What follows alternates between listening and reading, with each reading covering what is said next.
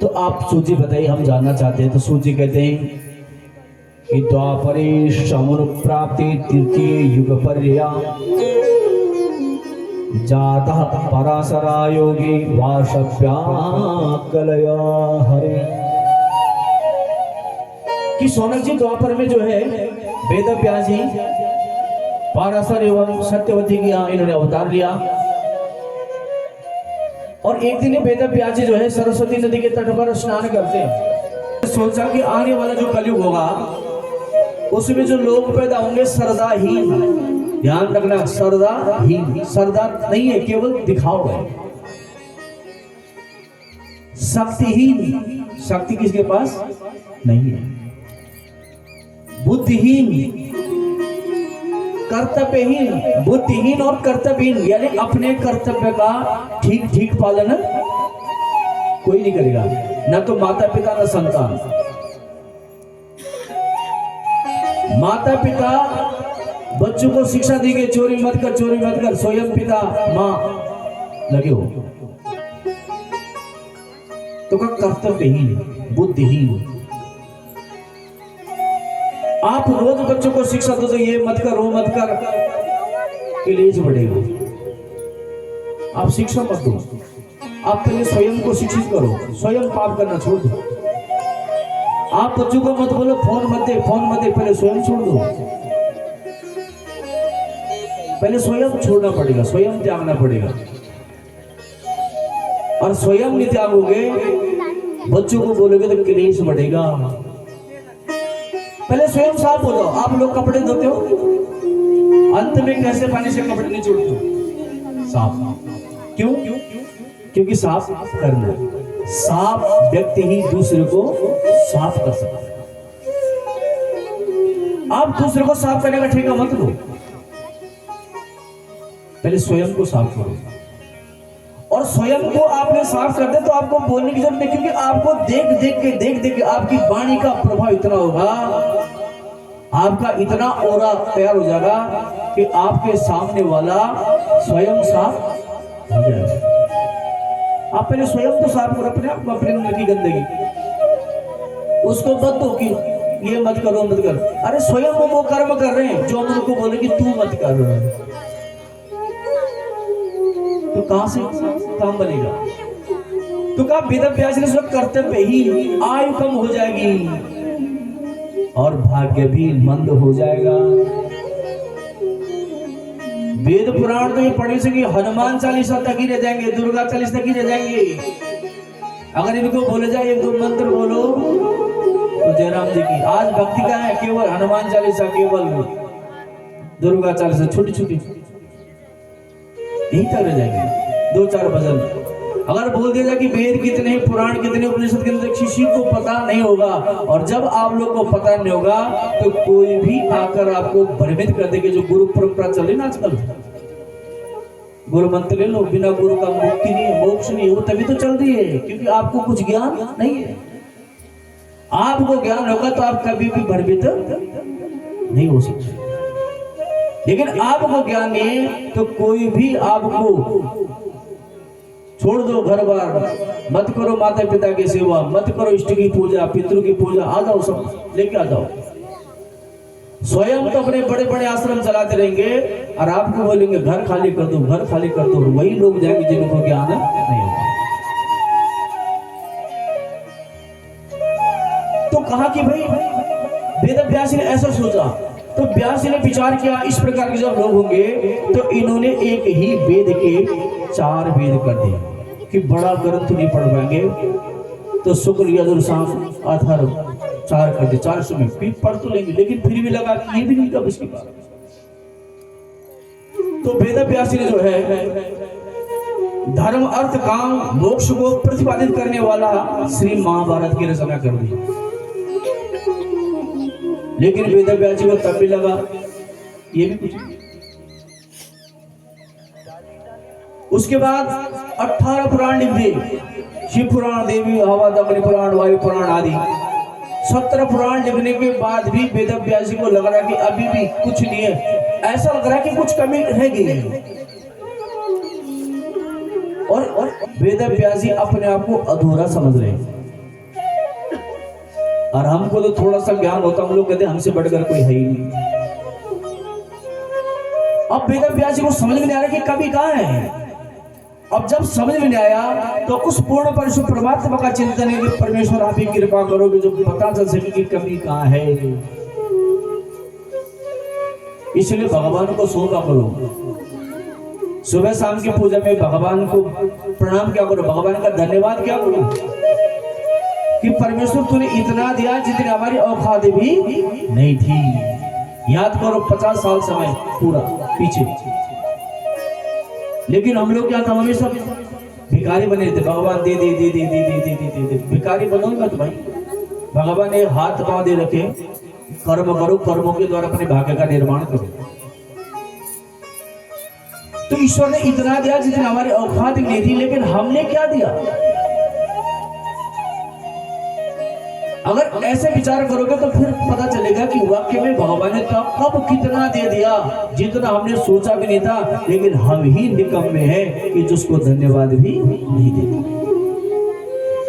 इसलिए रोज उठकर धन्यवाद दिया करो, और जिस दिन आपने धन्यवाद देना शुरू कर दिया, भगवान की कृपा, क्योंकि भगवान का धन्यवाद करना बहुत जरूरी है।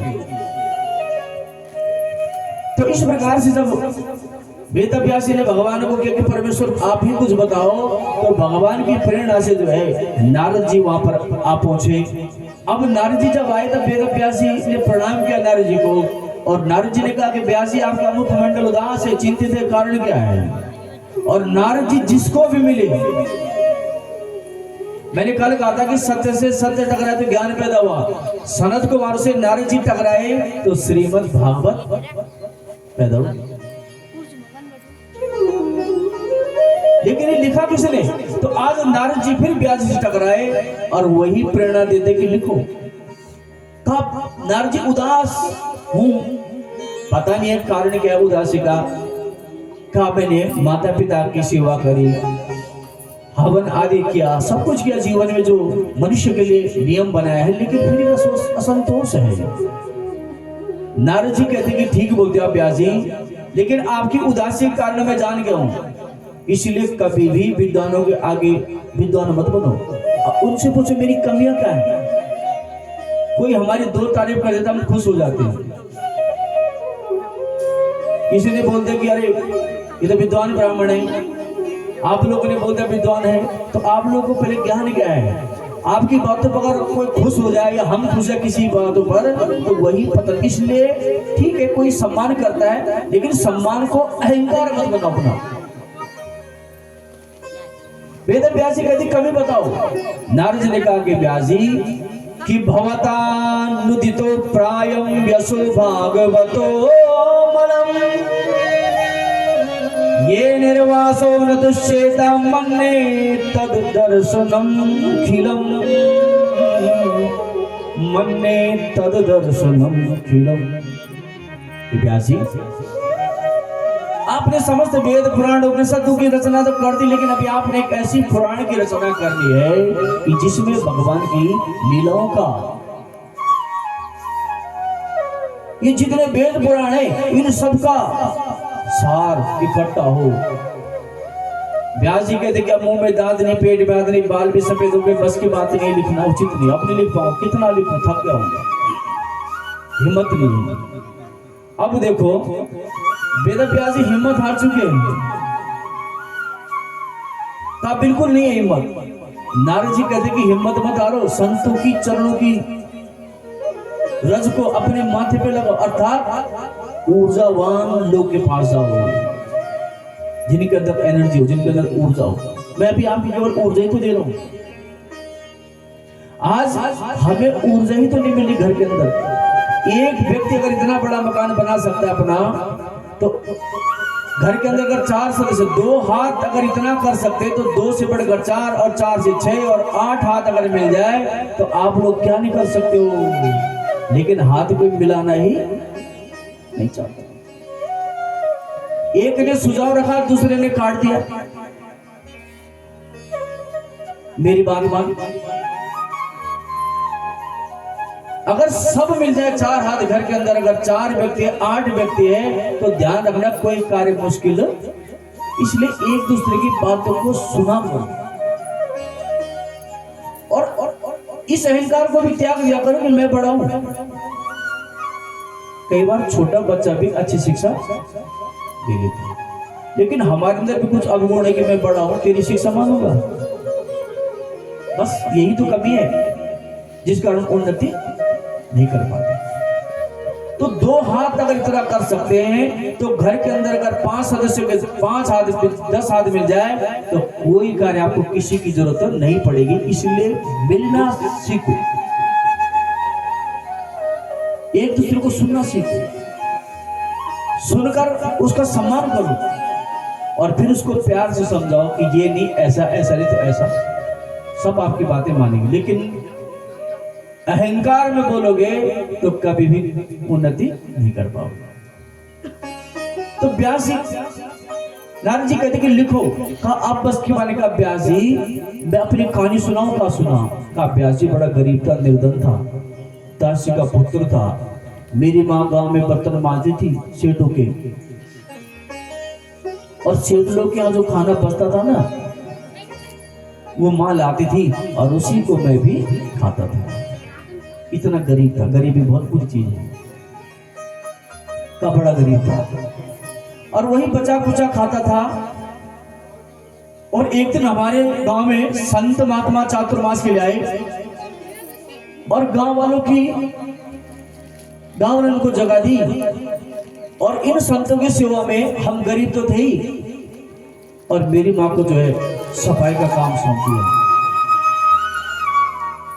और मेरी माँ उनके जूठे बर्तन मांगने लगी और जूठे बर्तन मांगती थी। मैं छोटा सा बालक था, नन्हा था, भूखा रहता था और माँ के साथ साथ जाता था और संतों की पत्तल में जो बचा होता था उसको मैं खा लेता था। ऐसे में था, कौन बोलते? नारद जी और व्यास जी उन संतों का जूठा प्रसाद खाया और संत गुरु लोग कथा सुनाते थे, सत्संग करते थे, बड़े बड़े लोग सेठ से लोग आगे जाते थे और मैं गरीब बच्चा एक कोने से सुनता था, दूर बैठकर सुनता था, अंदर जाने की हिम्मत नहीं होती थी। और एक कोने से जब मैं सुनता था तो गुरु की पास तो दिव्य दृष्टि और गुरु के वो शब्द मेरे कानों से मेरे अंतःकरण में प्रविष्ट हुए और मेरे को भी भक्ति का रंग चढ़ने लगा। और जब भक्ति का रंग चढ़ने लगा तो एक दिन गुरुदेव ने मुझे अपने पास बुलाया और मेरे माथे पर हाथ रखा, का बेटा तुम योग्य शिष्य हो और इस मंत्र का जाप करना कि नमो भगवते तुभ्यं वासुदेवाय धीमहि प्रद्युम्नाय निरुद्धाय नमः संकर्षणाय च। कहा मेरे को मंत्र दिया कि बेटा इस मंत्र का जाप करना और तेरा कल्याण होगा। कुछ समय बाद संत महात्मा अपने गंतव्य स्थान को जाने लगे और मैं भी जो है संतों के साथ पीछे पीछे जाने लगा, लेकिन संतों ने मुझे अपने साथ नहीं आने दिया।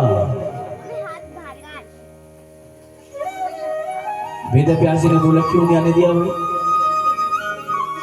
कहा व्यासी, संतों ने कहा कि बेटा तेरे पिता तो है नहीं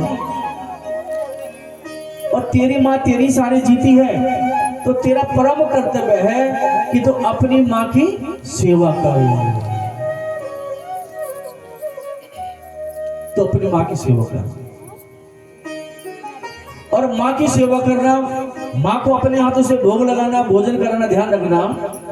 कभी कभार क्या करो, माता पिता को स्वयं भोजन बनाकर, पुरुष भी, स्त्रियों का काम नहीं, पुरुष अपने हाथों से भोजन बनाकर खिलाओ एक बार और मन में ये भाव रखो कि मैं भगवान को खिला रहा हूं, बहुत आनंद आएगा। स्वयं बनाओ किसी दिन। भगवान ने कहा कि नारद, ऋषि ने कहा कि नारद जी मेरे पास मत आओ, मेरे साथ बताओ, मुझे भोग मत लगाओ, मेरी पूजा मत करो, केवल तू अपनी माँ को प्रसन्न कर, माँ की सेवा कर, क्योंकि सारे तीर्थ माँ के चरणों में है। गणेश जी को सबसे पहले क्यों पूछते हैं?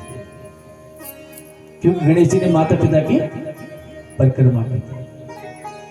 तो गणेश जी ने तो बोला शिव जी से कि प्रभु आपने तो कहा कि सर्वतीर्थमयी माता सर्वदेवमयी पिता, सारे तीर्थ माँ के चरणों में तो है। और एक बात और बताऊं, माँ, ये शरीर किसने बनाया? माँ ने 8-8, 9-9 शरीर बनाए इस शरीर से। इसीलिए तो हर जीव पहले माँ होता है, हर जीव। 8-8, 9-9 शरीर इस माँ ने इस शरीर से बनाए हैं। इसलिए माँ संतान को एक ही शब्द बोलती कि बेटा अपने शरीर की रक्षा करना, क्योंकि वो शरीर ही माँ ने दिया। इसलिए तो हर जीव माँ बोलता है। तो कहा बेटा तुम माँ की सेवा कर, बस माँ को भोग लगा। और माँ की सेवा, माँ को भोग, माँ का पूजन अगर तूने कर दिया तो समझ ले तेरे पर मेरी पूर्ण कृपा। और उस माँ की सेवा करके आज मैं भगवान की वीणा, देखो इतना चमत्कार है माँ की सेवा। कहा संतों ने रोक दिया, मैं माँ के पास लगा, माँ की सेवा करने लगा। एक दिन माँ गोद होने गई, दूध निकालने सांप ने डस दिया, माँ चल पड़ी और मैंने भी सर्वस्व त्यागा और वन को चला गया। वन में गया और वन में जाकर मैं उसी मंत्र का एक वृक्ष के नीचे जाप करने लगा। और मंत्र जाप से ध्यान रखना, मंत्र जो है हमारी ऊर्जा को ऊपर को चढ़ाता है। जब 100 लाख तक हमारा मंत्र हो जाता है तो वो मंत्र ही हमारा सुरक्षा कवच बन जाता है। और ध्यान रखना, जो मंत्र आपके मुख पर है समझना वो देवता आपके अंदर है। जिस देवता का नाम आपके मुख पर है समझना वो आपके अंदर है, और उसकी सुरक्षा करना आपका परम कर्तव्य है। इसलिए जब भोजन करते हो तो ये विचार करो कि मैंने मेरे देवता करे, अच्छा भोजन लगाया करो भोग। यहां लगाने से कोई फायदा नहीं है, यहां लगाओ भोग सुंदर सुंदर। रात को खाया अनाप शनाप, सुबह चले गए वहां शंख घंटी बजाने। कहां से देवता पसंद के लाए? अरे देव बनने के लिए पहले, देवताओं की पूजा करने के लिए पहले देवता बनना पड़ता है। पहले देवता तो बनो। राक्षस बनकर देवताओं की पूजा करोगे, खोखली पूजा है। तो पहले देव बनो, सुंदर भोजन करो, सात्विक भोजन करो। सात्विक भोजन करो तब बोलो मुख में राम, तो वो राम भी यहां तक जाएगा। तब बोलो एक बार ओम, तो लगेगा कि हाँ हृदय के अंदर जा रहा है। कब? जब सात्विक भोजन के द्वारा ये शरीर शुद्ध हो जाए। तो पहले शुद्ध करो अपने आप को। तो कहा मैंने मंत्र जपा, और जब मंत्र जपा तो मंत्र जपने से मेरे आंसू निकलने लगे, मैं लीन होने लगा। और हल्की सी भगवान ने मुझे झांकी दिखाई, लेकिन अदृश्य हो गई। और जब अदृश्य हो गई तो मैं छटपटाने लगा, प्रभु काओ काओ काओ। आकाशवाणी के नारद, इस जीवन में अभी तेरी समस्त जो वासना है वो नष्ट नहीं हुई, पुनः तप कर। कहा मैंने तप किया और अपना पंच भौतिक शरीर त्यागा। और समय आने पर जो है ब्रह्मा जी ने जब ऋषि की स्तुति की तो ब्रह्मा जी की गोद से मैं भी प्रकट हुआ, और आज भगवान की दी हुई वीणा का गुणगान करता हूं। ये है संतों की चरणों की रज। व्यास जी को लगा कि मैं भी कर सकता हूं, दे दी। व्यास जी विचार करते कि अब तो लिखूंगा मैं, लेकिन अभी व्यास जी की संतान नहीं है। तो व्यास जी के मन में आता कि मैं संतान होती तो पढ़ाता लिखाता। हर माता पिता यही चाहते कि मैं मेरा बालक मेरे पच्चीनों पर चले, लेकिन व्यास जी की उम्र तो पक गई, लेकिन संतान ही है। अब सोशल लिख तो लो, लेकिन किसको पढ़ाऊंगा? तो सोचते कि पहले एक पुत्र ही मांग लो भगवान से। तो अब जब पुत्र मांगने की बात आई तो हमारे यहाँ तो बहुत सारे देवता है। तो व्यास जी ने न कृष्ण को पुकारा, न राम को, न हनुमान को, न देवी को, सीधा शिव का ध्यान किया। अब भाई शिव का ही ध्यान क्यों किया? सवाल है शिव का ध्यान। सीधे शिव का ध्यान करके प्रभु पुत्र, अगर मैं भागवत लिखूं और लिखना चाहता हूं, लेकिन पुत्र मुझे चाहिए, पुत्र मुझे आपके जैसा चाहिए, ना तो कृष्ण के जैसे ना राम के जैसे, मुझे पुत्र आपके जैसा चाहिए। क्यों चाहिए? क्योंकि शिव वक्ता कैसा हो, व्यासपीठ पर कैसा व्यक्ति बैठे जिसके अंदर ज्ञान भी हो और वैराग्य भी। अगर वक्ता के अंदर ज्ञान और वैराग्य नहीं है तो वो इस ग्रंथ को अपने अनुसार मोड़ देगा। वक्ता के अंदर ज्ञान वैराग्य जो सही दिशा दे और दुनिया पर लोगों पर चिपके ना तो किसी को चिपकाए और ना किसी पे चिपके। इसलिए शिव का ध्यान किया, क्योंकि शिव जो है वैराग्य, शमशान में रहते हैं। शमशान में कौन रहेगा? जंगलों में कौन रहेगा बताओ? जिसको संसार से कुछ नहीं चाहिए। तो वक्ता का कैसा हो कि जिसको संसार की जय जयकार से कोई मतलब ही ना हो, जो यजमान का हित चाहिए, जो यजमान को नोचे ना वो चाहिए, जो सबको सही दिशा दे। हाँ, ऐसा वक्ता शिव का ध्यान किया। और भगवान शिव तो जो है आशुतोष, भगवान शिव का जब ध्यान किया, इधर ग्रंथ लिखना प्रारंभ किया, इधर भगवान ने एक लीला रची। अब भगवान तो जो है लीला रचते हैं। मां सती और भगवान शंकर कैलाश में है, शिव जी समाधि में बैठे हैं। मां सती ओम नमः शिवाय, ओम नमः शिवाय का जाप करती है।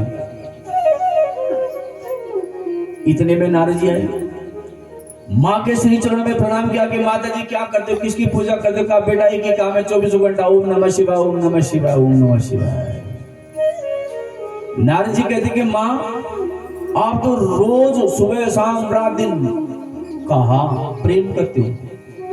तो कहा माँ क्या जितना प्रेम आप शिव से करते हो, क्या भगवान शिव भी आपसे उतना ही प्रेम करते हैं? सती बोलेगी क्यों नहीं करते? भाई करते हैं। नारद चल पड़े, लेकिन फिर सती ने रोक दिया। सती ने रोका, नारद रुक। तो ने क्यों बोला कि शिव प्रेम करते नहीं करते पता? अब इसके मन में शंका पैदा हुई। नारद ने कहा मां बस ऐसी मन में भाव आया, बात आई तो पूछ दिया, परंतु ऐसे कुछ नहीं कहा। नहीं, सच सच बता, कुछ तो गड़बड़ है, कुछ तो बता। नारद जी ने जब सत्य ने बार बार पूछा तो नारद जी कहते कि मां सत्य तो यह है कि भगवान शंकर तुमसे उतना प्रेम नहीं करते जितने उनके गले में मुंडू की माला है उससे प्रेम करते हैं। बस मां सती लाल उठने दे आज शिव जी को। आप शिव जी की समाधि खुली, घर पर आए, देखा पार्वती का मुख लाल, तो पता चल गया कि कुछ गड़बड़ है। पति दिन भर काम करके पत्नी का मुख देख के पता चल जाता है कि आज खाना मिलेगा या नहीं मिलेगा। तो शिव जी को भी पता चल गया। तो कहा सती कहीं नारद जी आए थे क्या? कहा आए थे। अब तुम्हें क्या लगता है तुम पर ये तीसरा? अरे आज मेरे तीसरे नेत्र खोल के चले गए। बैठो यहाँ पर। शिव जी बैठ के डर के मारे। कहा साफ साफ बताओ कि तुम मुझसे प्रेम करते हो नहीं करते हो? शिव जी बोले, सती हंसने लगे, कैसी बातें करी? अरे तेरे को मैंने आधा अंग दे दिया तो प्रेम की बात करती है? कहा सच बोलो, मुझे ये बातें मत बनाओ। नारद जी ने कहा कि आप मुझसे प्रेम नहीं करते हो। अरे कहा वो तो नारद बोलता रहता है ऐसी कुछ भी। कहा नहीं, नारद जी ने कहा कि मुंडू की माला से प्रेम करते हैं। शिव जी कहते कि ठीक कहा, लेकिन मुंडू भी तेरे। सती को बड़ा आश्चर्य हो कि मेरे मुंड, इतने मुंड? कहा तो कहा प्रभु मेरे मुंड, आपके नाम से तो मुक्ति मिल जाती है। मैं तो रात दिन आपकी सेवा, आपका नाम जपती हूं, परंतु मुक्ति नहीं